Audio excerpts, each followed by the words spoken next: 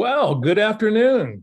Good afternoon and welcome to another Webinar Wednesday hosted by California State University's Bakersfield Small Business Development Center.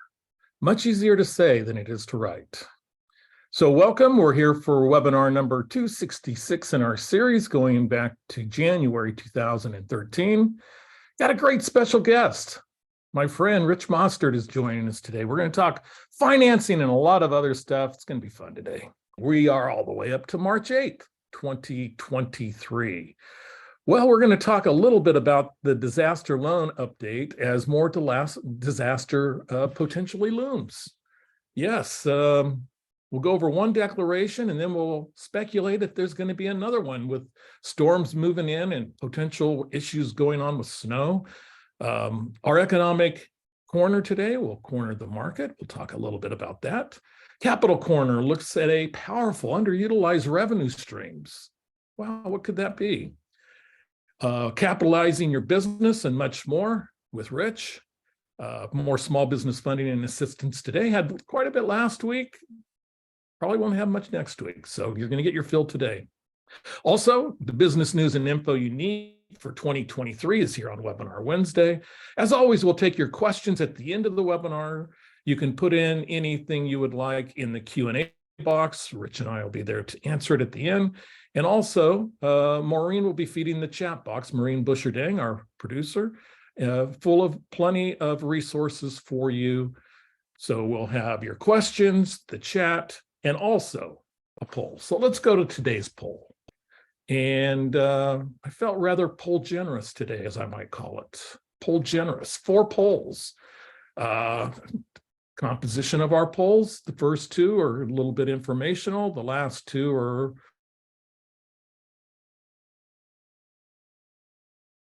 asking you questions about what you want, etc. So let's launch our first poll. The U.S. unemployment rate stood at 5.3% recently. And that was the lowest rate since what year? Was it 1969, 1993, 2007, or 2019? So national U.S. unemployment rate at 5.3%, the lowest rate since, was it 1969, 1993, 2007, or just a couple years ago at 2019. So jump in and answer our particular first poll question. We have about 36% of you and seem to have stopped at 36%. So 36% of you, we want you to answer, is the U.S. unemployment rate the lowest since what year? 69, 93, 2007, and 2019. Going to give you another couple of minutes to get on Google and correctly identify the correct answer for that poll. Just a couple of more moments. That is still cheating on Webinar Wednesday, but we'll let it slide this time. And we have 50% of you participating. We're going to end the poll with our bare minimum of 50% and share the results with you. And 33% of you say 2019. 2019 was a really robust year going into the pandemic. Going into the pandemic, that is not the correct answer. 27% of you say 2007 and 20% 1993 and 1969. It is actually 1969, May of 1969. 53 years ago was the last time the U.S. unemployment rate was this low, being all of 5.3%. Okay, we're going to close that particular poll and move on to our next one. Our second poll question is another question. It's, a little different, but we'll see what we can do with this poll question. So this poll question is going to be a lot of in the news about crypto. So let's ask a poll question on crypto. And that poll question is going to be, actually, get it to launch Mr. Poll Question, or maybe don't. So this poll has been launched in the meeting. So I think it hopefully has been launched. Boy, we're running into some Strange things happening with our polls. The question was the percentage of American households that own crypto, 13%, 20%, 43, or 80%.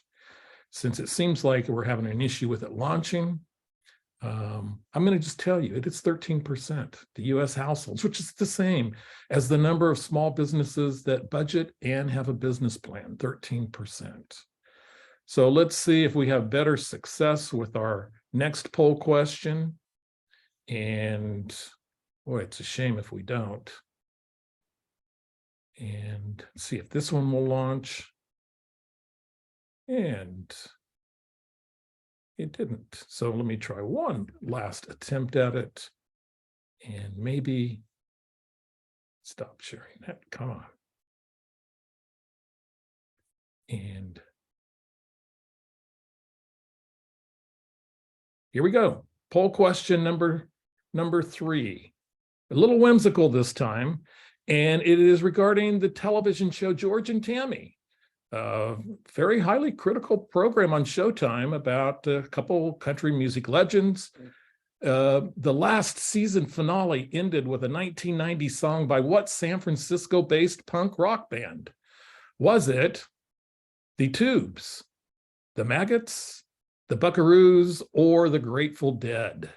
Yes. Very successful 6-episode series, 84% on Rotten Tomatoes. It's pretty good. Went over really well, but we had a actual punk band from 1980, San Francisco based. Was it the Tubes, the Maggots, the Buckaroos, or the Grateful Dead? We have 41% of you participating. We have a lot of shy participants in our poll today. So we'll give you one couple last moments to get in and to get in all the fun on George and Tammy, the Tubes, the Maggots, the Buckaroos, or the Grateful Dead. And we're going to stop the poll with 48% of you responding and share the results. And 53% say the Grateful Dead. That is not correct. But what is correct is the 24% of you who got the Maggots. The Buckaroos, of course, was Buck Owens' band, and the Tubes, another San Francisco band, probably higher stature than the Maggots. San Francisco-based, started off as punk, really like those Tubes, but 24% of you got it correctly. The Maggots actually were the last to do that. So our fourth and final poll question, now that we're launching, is going to be who on today's webinar was a member of the Maggots? Was it Rich Mostert? Was it Maureen Busher-Dang? Was it all of the above or none of the above? So we're looking at a member of the Maggots from the song, the concluding song, a song called Let's Get Tammy Wynette. Let's get Tammy Wynette. So is it Rich Mostert, Maureen Busher-Dang, all of the above, or none of the above? And we're going to end that poll. We got 25% of you already. Look at us go. A lot of shy participants in the poll. Okay, we got 31, 34%. Last countdown, 3, 2, 1, we're closing. And with 45% of you reporting, 56% say none of the above. 25% say Rich Mostert, and 19% Maureen Busher-Dang. And the correct answer to that is our special guest, Rich Mostert, was a member of the Maggots. So thanks for letting us share that with everybody. A little bit of fun. How can you not have fun with Maggots on Webinar Wednesday? Okay, we are trucking right along now. So first thing we're going to look at real quick is kind of our relief programs. What's going on with our relief programs? And our Kern County Micro Grant Program has reopened. It's going to be open for a limited time, I believe about another 6 or 8 weeks, but it's an opportunity to get $2,500 for those small micro businesses. The Employee Retention Credit is open. It is open for the final quarters of 2020. I think a lot of people have heard us talk about it for about 1.5 years. Our concerns have always been, we hope that if you go through the Employee Retention Credit, that you use your financial or tax person.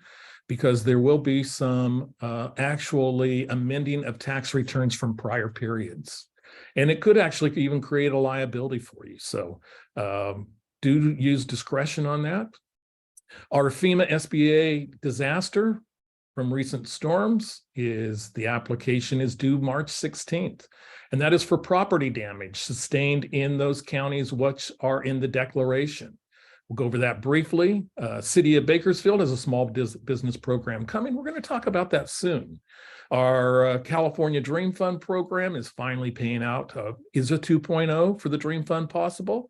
Stay tuned. We'll talk a little bit about that. We're really kind of waiting to see and hope to find out more information next week on some of the venture funding that is part of the state small business credit initiative. And there are venture funds associated with that. And hopefully next week we'll have a little bit on that. I hope to find out more next Tuesday. If you haven't received PPP forgiveness and you've started paying and you think that you could get it forgiven, you still have time. It's not too late. And also some of your EIDL, EIDL is now going 30 months from when it was actually deferred. And a lot of people are starting to pay on those now. So keep all of that in mind, please. On the storm damage aspect of it, SBA announced this week that they have over $50 million in disaster assistance loans, 43 going to personal residences and individuals, while 7 million is going to businesses. And most of that, I believe now, is for actually the property damage aspect. Remember, like the COVID EIDL that we all went through, there is an economic injury component, and you could be damaged in your business because of those particular floods that occurred between December 27th and January 31st. And those are winter storms that actually covered flooding, landslides, and mudslides. And here's a list of the counties that for property damage you need to apply. And you need to apply either through SBA or FEMA, figure out which one applies to you and get your application in. So there are a couple of resources, and I know Maureen puts them in the chat as well, as far as an email address for the SBA Disaster Loan Customer Service Center, a call center in Texas. And then the lower one is actually for FEMA. If you hit that link, you won't get through. The FEMA.gov at the end really isn't there, but I know Maureen has the right one in the chat. So check into that if you had any property damage. And really, what about the most recent snow effects?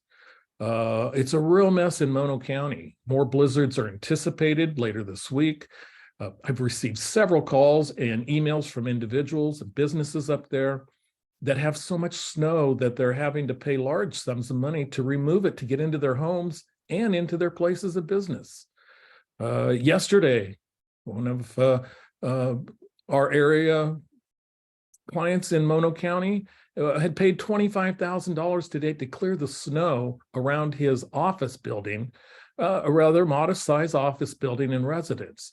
And really 6 or 8 other individuals have contacted me. So will there be actually a disaster loan declaration from this snow?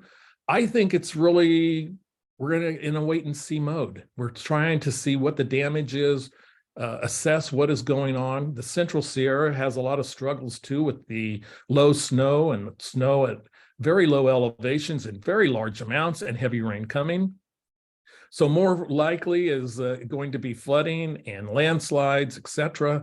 And this will give us the opportunity, or give actually the policymakers who determine disaster loan areas, if the snow damaged businesses and buildings, and there could even be a lot of snow damage in businesses and homes, even in the Sierra foothills and in the lower Sierras and high Sierras, in addition to what is going on in Mono County.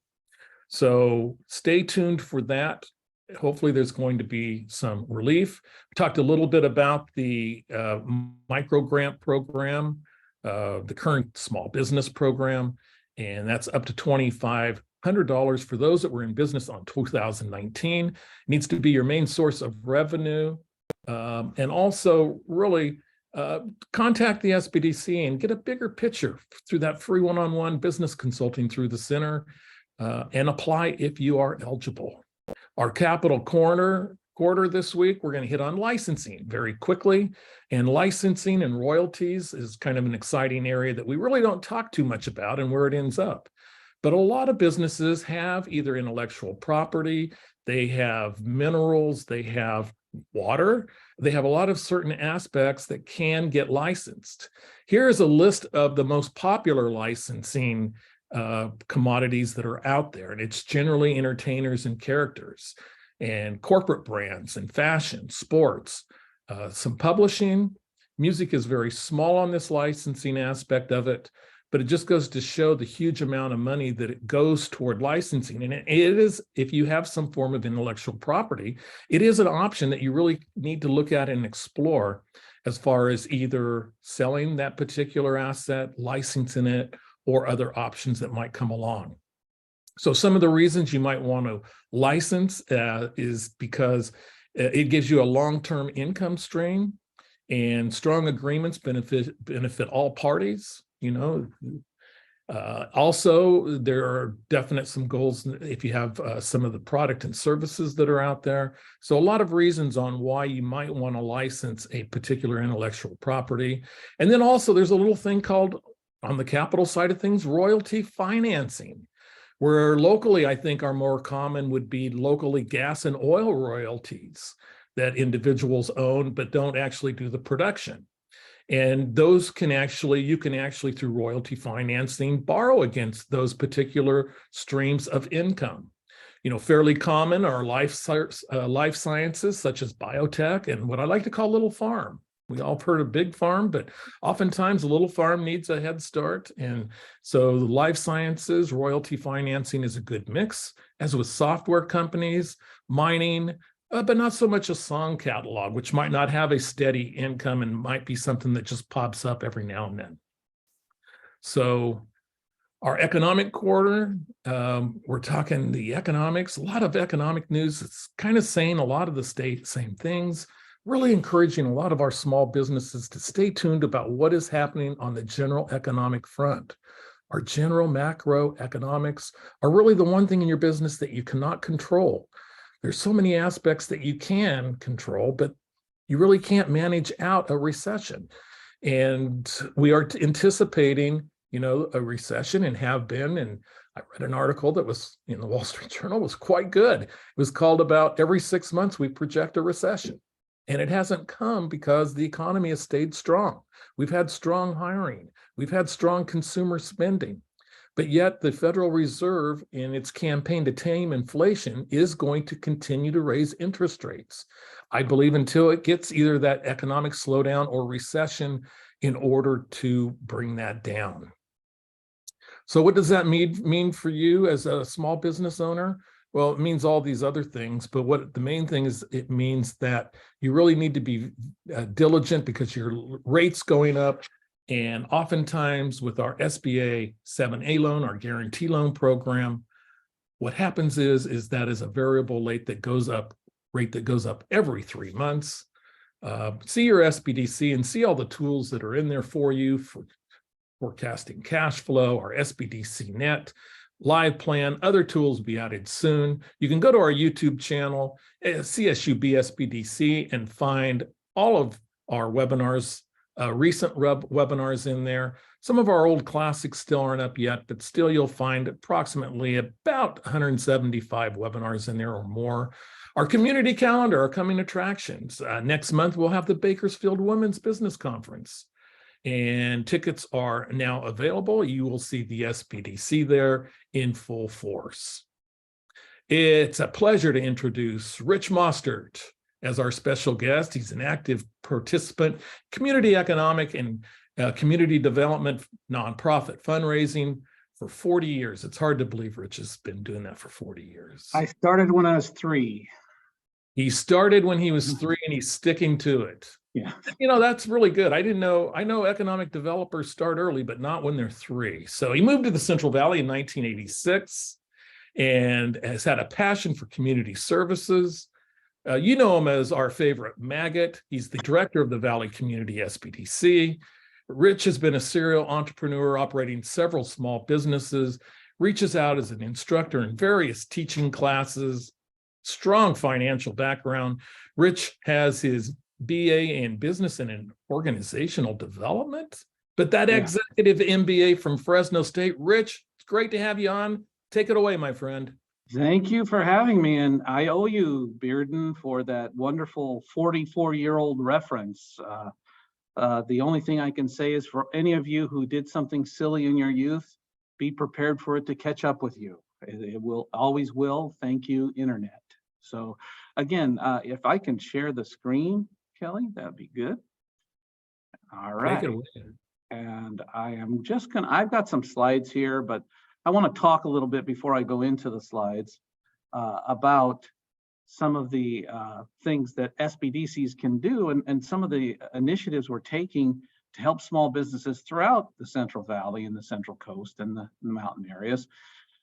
We have always focused on looking at financing opportunities and things of that sort that will help get the cash into the businesses that really need it. And while thinking about how much sense does it make for the business to obtain that cash, again, being at the forefront throughout the last, I guess this is going on my combined 20th year of working for an SBDC. The bottom line is, we look at helping small business not only just understand what's available, but really try to make sense of what works best and what's the best long-term investment for you and your company. So there's a little bit more thought than just, hey, I need a loan, I need a grant. We sit down and talk to you about that. And part of these efforts has been the culmination of something that we've been doing for a long time throughout the region, but we're really just solidifying it and expanding it a bit. And that's becoming what's called a financial center of excellence. And basically that's throughout our region. We're going to spearhead it out of my office here, but everybody shares information and we all have our various strengths when it comes to financing. But what we're doing is we're making sure that the most accurate and thorough and easy to understand information is out there and available to you as small business owners or fledgling entrepreneurs so that you can make the right choices. Now, please understand, just like Kelly Bearden and every other center director that I know of, a big caveat to this is we can give you the information, but it's really important that you take the time to sit down and talk to an SBDC consultant so they can walk you through it. Because there will be questions. There will be areas of just not understanding what the right route should be. And that's when it's very important you get the no-cost confidential counseling that's available to you. So with that, again, our goal is to keep growing and spearheading and being at the forefront, which again, just from what I've seen in this webinar so far, we're already doing very well through Kelly in terms of understanding what's available locally, but we're also combining that throughout our region. What I'd like to talk to you a little bit about today, maybe to get the juices flowing for some questions down the road, is some of the things I talk about when I do some workshops and information collection on financing. Just as another quick disclaimer, besides being an ex-band member, I'm what's called a recovering lender. I was a loan officer and a guaranteed lender and all kinds of different lending functions for many, many years. And so I kind of know the cradle to the grave parts of lending. And it's important that you, as potential borrowers, have a good understanding. You don't have to know everything. You have to know enough to be dangerous, and you have to be able to ask the right questions. So I want to give you a bit of information, and then I want to make sure that you say, okay, this is my launch pad for determining, can I go for financing? Should I go for financing? And what kind of financing can I go for? And then connecting with your local SBDC to get that kind of help. So with that, I'm terrible at PowerPoint, by the way. So I can't seem to make it go with just a single slide. So bear with me. But again, it's really important right now to understand the lending landscape. I can't speak on behalf of everybody, but of the 200 or so calls we get within a month or more, about 80 to 90% are, where's the free money? And yeah, Kelly mentioned there are some little micro things that may be out there a bit, maybe some PPP forgiveness is still an available option. But for the most part, except for either, the straggling ends of ARPA funds, small micro grants within counties, or a one-off specialty kind of grant for a certain kind of demographic or geographic location, or if any government entities re-establishes anything, there really aren't any grants left. And it's really important that if you're serious about moving forward with either starting or expanding your business, you got to get that reality check going, because the one thing we don't do at the SBDC is we don't sugarcoat and we don't lie. We give you the real information. And so what you need to be prepared for is two things. One, grants are drying up. There may be, I'm pleasantly surprised if anybody gives me a new one that I haven't heard of, but for the most part, they're drying on the vine, so not too readily available. And then secondly, if your alternative is going for any kind of financing, understand that financing is not the same as stimulus and COVID-related financing. That's been a very big reality check for many of our clients here in the Fresno, Madera, Tulare, Kings area, is the fact that we all, and for the right reasons, got used to seeing, wow, 3.75% interest on an EIDL loan for 30 years. That's phenomenal. Well, those kind of loans and those kind of stimulus-related programs are really either very much non-existent or just drying up as we speak. So what we have to do is revert back to traditional lending, in the sense that you go to either a bank or a CDFI or maybe even a local municipality, something like that. And we'll talk about those in a minute.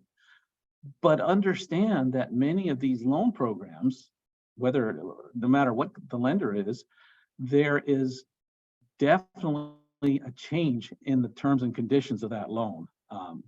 So the couple of things I wanted to tell you right off the bat is, first, there's no such thing as a fast loan. I have to say this at every time I speak, is like, I had somebody call me yesterday. Well, I need a loan. Great. How soon do you need it? Yesterday? Well, you're a little late. It takes anywhere from 30 to 90 days, and it all depends on you as the borrower. And that's providing the right information, the complete information, and the factual information. So keep in mind, when you have short-term needs, you might have to go to alternatives other than just traditional lending.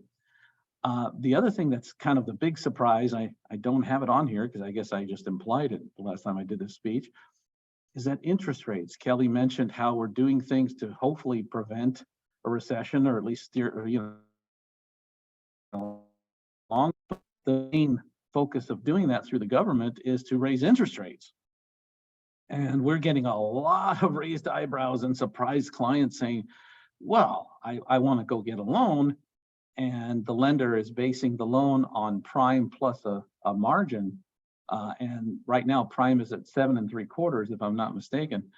And so when they do have 7 3/4 as your baseline interest rate, and a lender has to charge a point or two or three or above that based on risk and their ability to keep their operations going, you're looking at anywhere from 8 to 12% ranging in loans. That is hard to take. I understand that. That's tough when you're used to hearing 3.5 or 3 3/4, when that's what our prime was for 7 years.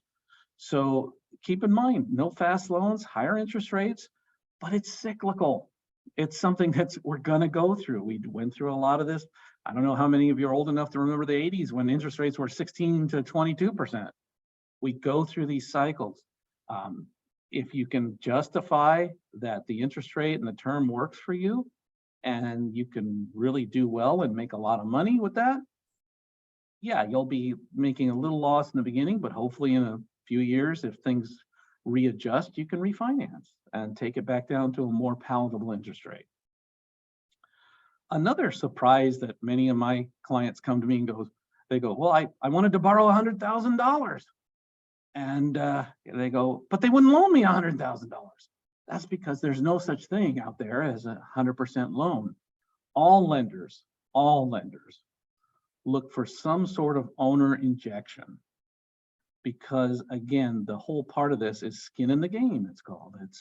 You're much less prone to walk away from a loan if you've invested some of your own money or resources into it. So The logic is there. It shows you are committed to it. And, you know, in the olden days, when during easier times, sometimes that amount was, you know, 10% or 20%. Now it's between 20 and 25 because it's a volatile time. So a lot of lenders are looking at 20 to 25% owner injection. What that means to you is the tough part is, hey, if I don't need 100,000, I need 20 to 25,000 either in cash or maybe something you've already bought or purchased for the business that you can demonstrate the value. That you can give to your potential lender to say, look, I've invested in this business. The C's of lending, we always talk about the C's of lending, but it's credit, collateral, cash flow, conditions, and capacity. And so I'll talk about those in a minute, but people are really looking at those issues. And the one thing that is coming out, again, I hate to say we all have this tendency to go, oh, pandemic, because we had to say it for 2.5 years. But unfortunately, a lot of folks had their credit really suffer during the pandemic. It's a fact, it's reality, and all you can do is build it back as best you can. But that is impacting the ability for a lot of our folks to get their loans. So again, the funding decisions the lenders look at is just all these different variables and based on what they're looking at in terms of the other C's, which I'll talk about in a minute. So the next thing I want to talk about, and this is just something I want you to consider, mull about, you know, put it in your back pocket, but there really is a hierarchy of lending for any of you who are looking for business financing. And the reason there's a hierarchy, because it's from the best possibility down to maybe the most volatile possibility. But first and foremost, if you can go to a traditional bank or lender, traditional, it could be some other type of lender, but if it's a bank or, you know, even a credit union now, some of those are doing more loans for small businesses. Oftentimes, if you qualify for their terms and conditions, it's the best interest rate possible and it's the least amount of paperwork. It's always better to try with your lender, the bank that you bank with your business, or personally if you're going to start a business, because you hopefully have a relationship with them. The truth of the matter is that there's a good side and a bad side to that. The good side is if they know you and you've had a business account with them for a long time, it may help sway them a bit as to give a little more effort to get your loan pushed through the system. The bad news is a lot of banks, and now this is changing, a lot of banks have never done startup lending. Anybody who's in business for less than 2 years is considered a startup, and they generally shy away from them. So oftentimes we get folks coming to us and saying, well, I went to my bank and they said, you're a startup. We can't do you. We can't lend you money. Where do I go? Well, the good news is we have a number of different what's called community development financial institutions, or CDFIs. You'll hear that acronym a lot, CDFI. And those are basically non-bank lenders. These are usually nonprofit organizations that go out and they get designated by the Treasury Department to be a lender. They go through some training and some guidelines and they have to follow restrictions. But then they're able to either borrow the money or get grant funding to loan it to folks who wouldn't qualify for a bank loan. And again, the good side of that is that we've got some great CDFIs. We have a number of different ones serving the area. We've got Valley Small Business Development Corporation. We've got Access Plus Capital. We have some from outside the area like Opportunity Fund Action or CDC Small Business Finance who are serving the area. So we've got a number of different CDFIs we can work with. However, the thing that you have to understand as a potential lender is these are entities that are taking higher risk. They're not bad people. They're good people and they want to do good things for people who normally can't get financing any other way. But you got to meet their basic criteria, and which is oftentimes a little less stringent than a bank. But the truth is where you really see the difference is they will often have to charge higher interest rates because, again, they are borrowing the money and have to pay that back, and they have to earn them enough to pay for that and the services they provide, as well as the fact that interest rates are almost always based initially on risk. If your deal cannot be funded by a bank, or maybe you're in a volatile industry, or you're in a high-risk area, something to that effect, they have to price that product so where it makes sense for them to take that risk. So you will see higher than a traditional lender, you will see higher interest rates. So that's another issue to think about with CDFIs, but they are doing amazing work. All the ones that service our area, they are the go-to oftentimes for lending. And then there are local and regional sources. There are small municipal, what we call RLFs, or revolving loan funds. There are cities and counties that have what's called CDBG. Can you tell we're full of acronyms here?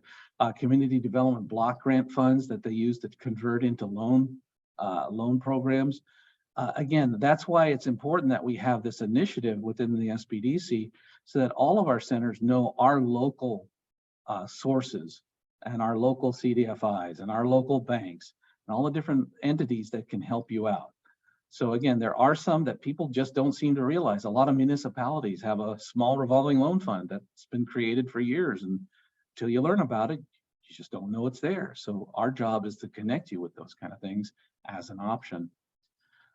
This is something that our good friend, Mr. Bearden, is quite the expert on, but crowdfunding, it's been around for quite a long time. And that's basically where you have a platform where you raise money. And then hopefully when you raise it within the deadlines you ask or sign up for, you get to get that money. And when it's in an equity crowdfunding, you have to pay it back through investment returns, giving back to the people who gave you money.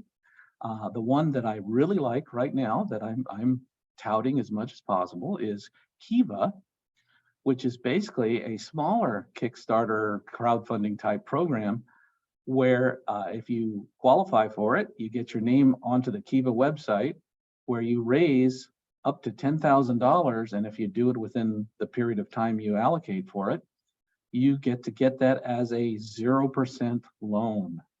So up to $10,000 for that 0% loan. Hey, now that you think about it, wouldn't that be a good option if you went to somebody and they said, hey, we need $10,000 for you to put into this business? And that's the only way you're going to get your loan. And you say, I have no other sources.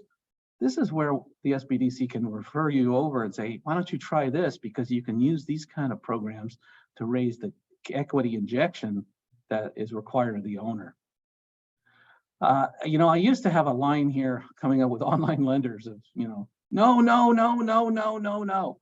But since the pandemic, I have to be a good boy and say there are some online lenders that have come out of the pandemic that are actually fairly reputable. The most important thing is to do your homework. Don't sign on the dotted line until you talk to at least 2 other people. Do your research. Make sure it's something that's not going to compound you. Be very wary still of merchant credit online lenders who will take every day a percentage of your profits, especially if you're in a restaurant, because those often equate to anywhere from 40 to 400% interest. So again, just do your homework with that. And if you're not sure, reach out for help. As silly as it is, and it's getting worse now because of interest rates, but there was a time when there were so many credit cards coming out that had 0% interest for 1 year. And if you were really, really diligent and concerned about maintaining everything the right way and paying on time, those were ways you could get a business started and off the ground. You still can with some, but you got to have really good credit and watch out for those rates, because it may say after a year, if you don't do this, we're going to compound that interest back and we're going to charge you 29% interest. So the bottom line is you can use them, but notice how I'm going from the best possible scenario down to, hey, where do I go? I'm a little desperate and I really want to do this. And then finally, we call it the 3 F's of lending. I don't know if you're picturing the words in your head. Hopefully they're the right words and not too obnoxious. But the bottom line is the 3 F's are family, friends, and fools.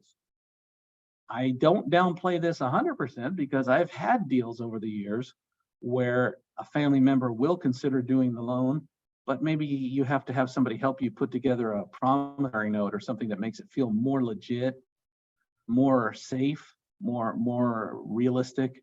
Again, I'm not going to go down to family dynamics, but again, families and friends and fools, you may end up having really bad holidays moving forward from that, but it is an option for you to do that as well. So that's kind of what I want you to think about. Like if I think I need some loans, I need some financing, cash injection into my business. What are my options? Going in this order is how I'd like you to at least consider it. I will say this for the 100th time. Work with somebody, get some help, ask for advice, work with your SBDC consultants. There's an old joke about we've been in the hole, we know how to get out. So the bottom line is take advantage of the help that's out there for you. And I think this is my fourth and final slide, much to your delight, or maybe not. The C's of credit, again, what lenders look for. And this has been an age-old adage. I've seen it everywhere from 3 to 28 C's, depending on how you have your thesaurus out or not. But bottom line is credit. Your personal credit will always impact your ability, even if you have a corporation or an LLC, because if you own 20% or more, your personal character gets judged just along with the business character. So make sure your credit's okay. If not, there are a number of decent credit repair institutions out there that have popped up, especially since the pandemic. Start working with them. It's one of those things. The reality is, if your credit's not great, you need to do something about it. And there are a lot of interesting ways you can work on that. So again, it's not as hard as it used to be back in the 80s. Character, again, is kind of based off credit. Is do you pay your bills on time? And it coincides with character and capacity is, are you the right person for this business? How is your business doing? Does it have the ability to take on more work? If you're going for a loan for a new piece of equipment that's going to open up an entire market, do you have the staffing and the capability to do that? And the ability to manage it. So they're going to consider those things. Capital, very simple. Do you have some cash to put into it? I've already taught you a little bit about that. Collateral is, what tangible assets do you have that a lender can take if you don't pay the loan back? Now, the one good thing I will tell you, there are programs out there, both federal and state, what we call loan guarantees that help ease. If you're a little light on the collateral, the government can guarantee up to 80 to 90% of the loan. If you default, it makes the lender go, my heartburn's going down. I might be able to get off without too much collateral. And there's also some newer programs that have, actually they're not too new, but they've been really coming back full force, and like the California Capital collateral buy down program, where your lender can buy some insurance basically on the collateral to get reimbursed. So there's good news on the horizon. If you don't have everything, basically there are some options that'll help you get your collateral situation taken care of. The other one's going to be conditions. It's every lender will look at all these different things, and then they'll sit back and go, is this the right kind of business right now? Well, how many of you can just guess? There's just so many issues out there right now, but one of the most common ones I get all the time are trucking companies, because it's a tough business anyway. It's a hard business to get in. It's a hard business to manage cash flow. But fuel prices, all of a sudden, I thought they were going down, and boy, every time I turn around, they're going up again. We have the volatile fuel price issue with anything dealing with anything that consumes fuel. But trucking will be looked at a little stronger than others. There are a lot of different industries that are just looked at a little more carefully, whether it could be construction, restaurants, even sometimes hospitality. When there's an abundance of those kind of businesses in a market, it'll be looked at as an overall condition of the area. So just keep those things in mind, and these are what, be prepared. Get the old Boy Scout model out and be prepared, and be able to talk about why you still have a good potential deal because you've thought about these things. And that ties into the official last slide, is just the bottom line is you're dealing with other human beings when you're talking to lenders. It's hard to believe sometimes, but it's true. They are other human beings. And what you want to make sure is, how much do you want? And the worst answer I've ever heard as a lender, and every other lender I've talked to says the same thing, is, how much will you give me? Don't ever say that. Know how much you want, know what you're gonna do with the money, and know how that's gonna turn around and impact what you do. So I want $100,000. I'm gonna put in $20,000. How much will you contribute? So really, I'm going to ask for 80,000. And what will happen is I will use this to expand my marketing, buy new equipment, and hire one person. And how will that impact cash flow? We project the revenue to go up by 20%, which based on the numbers we have, that gives us more than enough money to pay back this monthly debt service. And again, you paint the picture, you give the lender an idea of what you're doing and why it really works well. So I have talked a lot. And with that, I will turn around and stop sharing and go back to my friends Kelly and Maureen and say, is this the time we open it up? Or do you have other things in mind? I think it's a great time for questions. So if you have a question or two for Rich, jump in the Q&A box and we will get to those right away. Rich, you and I have talked a little bit about this for the sake of, newness, this new center that we're hoping to do, that you're hoping to do, that's a part of the region. Can you expand on some of the benefits and some of the great resources that can be added and even do more than we're doing now? Oh, absolutely. All of us in the region are pretty much experts in the basics of financing. We've all either done it. Kelly and I go back in the financing world for 30 years. And some of our SBDC centers are based out of a CDFI, a financial entity. However, knowing the basics is good. And what we're doing, part of this center is consolidating information, being a repository where it's shared throughout a region instead of our own little silos here, which is going to benefit everybody. But also taking advantage of some of the strengths that we have in the region. For example, some of you may know this, some of you may not, but our center in San Luis Obispo is an actual, state, if not, or federal, if not worldwide expert on investment capital and angel funding. They are just the leader in that, and they're wonderful and have great resources. Taking things like that, taking things like building libraries of examples of anything from loan applications to business plans and templates and things of that sort, so that we're all talking the same language, but then getting into more of the unique and specialty things. You touched a little bit on that earlier, Kelly.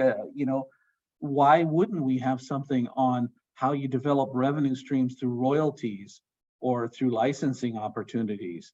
Why wouldn't you turn around and to look into creating partnerships where you get a revenue stream through an affiliation agreement, those kind of things.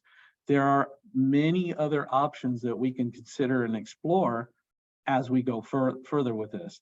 The other side of it is, and I just, in all honesty and humility, I think our region has just been phenomenal at this, is to make sure we're always at the forefront of new and emerging programs and products that are out there.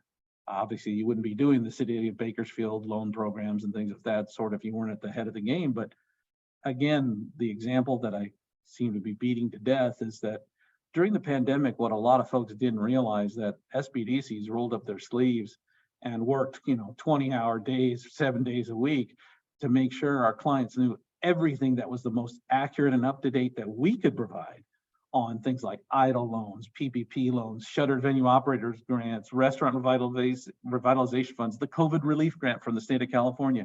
We all worked very, very hard on that. And what we're going to do is build on that experience with this program and make sure that we are really the example of where do people go when they want information. Is it the most accurate? Is it the most thorough? And that's the emphasis. Yeah, and for me, it's really, I think, being able to have like a formal outlet to share relationships, because funding is so relationship based. Is when you have somebody, and you mentioned some programs, you mentioned Kiva, for example, that we haven't been using down here. It just gives us the opportunity to start sharing a lot of the resources, a lot of the lenders that are funding in particular areas that we might not be aware of when our clients come. Yeah, another one was trucking. It's interesting. Somebody has a great trucking lending source. Since it's so specialized, it's so unique. Maybe it's another option than going into one of your local truck stops and seeing the brochure that they have for truck financing or maybe that's an option. So just kicking away all the sharing of resources and relationships, I think is going to be fantastic. There's a great pathway you can go down, which we've done to a degree, but we're going down more. But things like there are lending programs for medical professionals. There are lending programs for leasing equipment. There are equipment financing programs for certain industries. So again, it's just consolidating all that and making sure that whoever comes to us has the best information possible. A lot of resources, and you're bound by your own creativity, it seems like. Rich, question. Can you please share that list of local CDFIs again, please? Yeah, I'm hesitant to say everywhere because I don't know who's in the audience. I don't know where you're all located, but I could tell you in the Central Valley, we have basically, I'm starting from my area, forgive me, but we have Valley Small Business Development Center, which is the oldest CDFI in the Central Valley, if not the state. They've been around since 1986. And they do small business lending, and they're really specialized in loan guarantees and ag lending as well. And then we have Access Plus Capital here out of Fresno, but it also has a very big presence in the Kern County area. They're doing a lot. I believe they have an office in Kern County. And they are a very good CDFI, especially with underserved populations and helping folks who really are, maybe a little disenfranchised to get on the pathway to get lending opportunities. So they're very good. There's one outside of the area that we use from time to time called Accion Opportunity Fund. They used to be two separate CDFIs and they merged a couple years ago. They're out of the Santa Clara, San Jose area, but they do loans in the entire state. Many of our CDFIs are statewide lenders.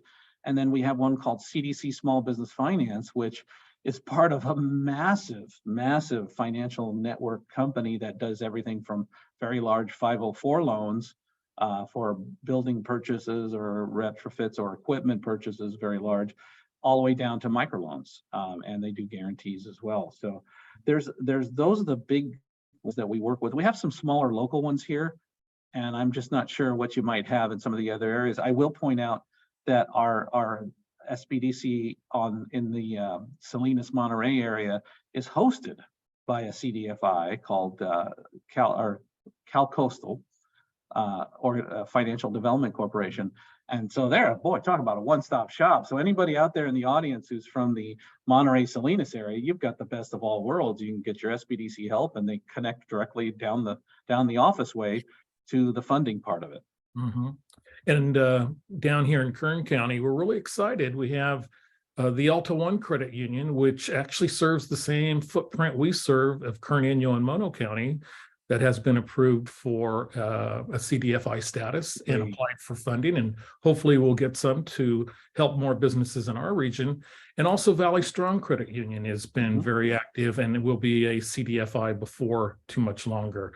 And yes, there is a big presence with Access Plus Capital down here too, and had several of our clients access them as well. Okay, next question, Rich, is going to be on accounting software. Are you familiar with the Patriot software? I'm familiar with their jingle on the radio. It's quite catchy, but I saw that question earlier and it really gave me thought. Unless you talk to somebody who's actually used the software, I wouldn't trust an opinion until they actually were a demonstrated user. Here's the truth. Research. Go and look at reports and critiques of the different programs. The problem the opportunity with any kind of accounting software is they're what's called GIGO programs. It's garbage in, garbage out. So if you're not properly trained on how to put the information in and manipulate the data and create your reporting and create your outcomes, if you're doing check disbursements or whatever, there's no good software.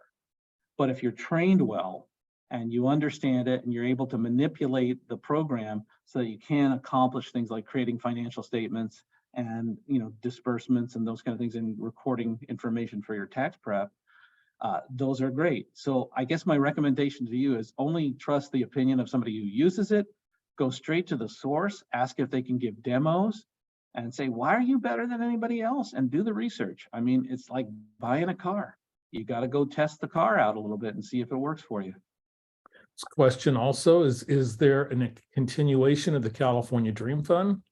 We don't know. I think Kelly mentioned that earlier. The bottom line is it's officially done right now, the first incarnation of it. And correct me if I'm wrong, Kelly, but that's what I believe. Mhm. And there have been wisps of rumors, or maybe it's just wishful thinking in some meetings that we've been in that say there's talk of a possible round 2. We have no idea. I'm a little bit pessimistic. I hope I'm wrong, but considering where the state budget is heading towards, I'm not sure if that's going to happen or not. So I'm definitely on the fence with that. I hope we get it because it's a good program, but I'm not going to really hold my breath until I see something tangible. Yeah, and hopefully we will learn more about this next week. Yeah, So- we're hosting a big convening of the State of California GoBiz office here in my office, and Kelly will be there to harass me.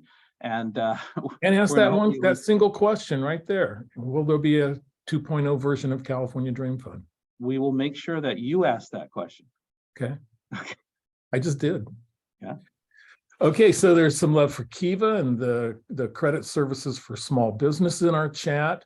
Maureen has placed our YouTube channel. Thank you, Maureen. Information about the eligible Kern County micro businesses for the $2,500 micro grant.